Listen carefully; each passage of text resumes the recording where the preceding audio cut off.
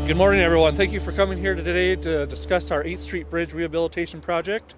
My name is Brad Ludens. I'm a principal engineer in the City Engineer's Office. I'm just going to give a very brief overview and a little bit of background information about the project, and then we'll have Dina Knutson come up and she'll give a little bit more detail about the project and what to expect this summer. The 8th Street Bridge has provided a vital link between the East Bank and downtown Sioux Falls for over 100 years. Even though the bridge has been in place for over a century, this is actually the third structure that's been at this location over the river. The first one was wiped out by flooding, and the second one just proved to be inadequate for the need at the time. So they built this bridge that you see behind us here in 1912, and it's actually listed on the National Register of Historic Places. It's what they call an earth-filled Luton Arch Bridge, and it's one of only a handful of these types of bridges that are left in the entire country. So it's a pretty neat piece of history that we have here in Sioux Falls. But that being said, the bridge is obviously starting to show its age. As the condition of the bridge has deteriorated over the last several years, the city looked at various different options on what the best way to address the deteriorating condition is. We looked at some minor repairs. We looked at a little bit more major rehabilitation projects. We even looked at removing and replacing the existing structure. And after we kind of looked at those options, kind of what we came up with was this major rehabilitation project that Dina will talk a little bit more about here in a minute. But doing a major rehab like this is much more cost effective than it would be to reconstruct the whole bridge. It'll get done a lot quicker, and it'll add decades of life to the bridge itself, and let us have this piece of history in our city for a while to come yet. So with that, I'll have Dina Knutson come up here, and she will give some more details about what to expect during construction this summer. Dina? Hello, my name is Dina Knutson. I'm a civil engineer with the City of Sioux Falls, and I will be working on the bridge for this year. So beginning on Monday, March 16th, the bridge will be closed to both vehicles and pedestrian traffic.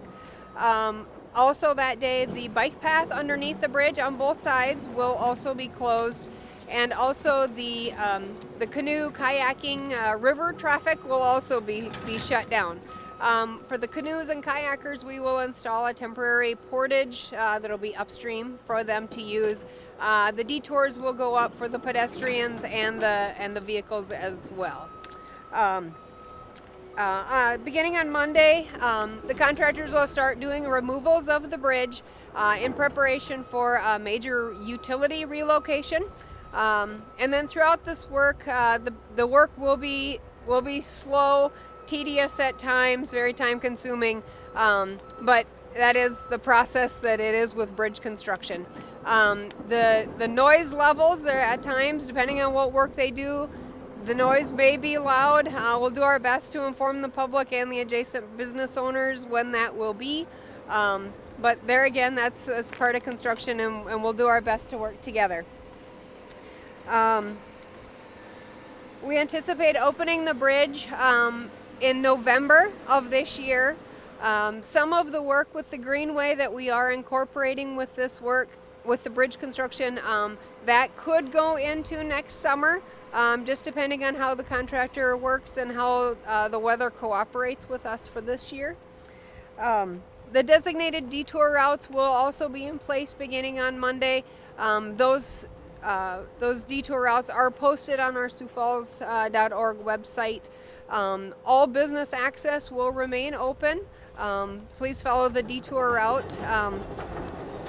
And then, I guess just stay informed with project updates on our website. We'll be hosting weekly weekly meetings for the public to come and ask questions. Okay, so what they'll do is they'll remove the surface of the bridge, the area we drive on, and inside the bridge is a granular fill that will be taken out, and then there'll be some, we call it hydro demolition, which is like a overpowered water jet. They'll use that to remove all the concrete that just isn't structural anymore, and then those patches will be replaced, and then we'll put a new granular fill back in, and then a new surface. So as you see, the exteriors, that'll all be with hydro demolition, and then it'll be a clean surface put back on it. The railing will be removed because it just doesn't meet a standard, a safety standard today. That railing is not original to the bridge. That was replaced in 1970. So the new railing will have a similar look, but it'll just be taller. One of the fun things that we get to do to improve the bridge is we are adding some uplighting underneath the arches. That will be able to, you can change it with different holidays or whatever, but it'll really add a nice touch to be able to accent the old bridge. So that'll be nice. And then the pedestrian detour routes, those will be utilizing a vast majority of the existing bike route today. There'll just be a slight jog as you get very close to the bridge. Otherwise, we'll be using the bike path and then Phillips Avenue.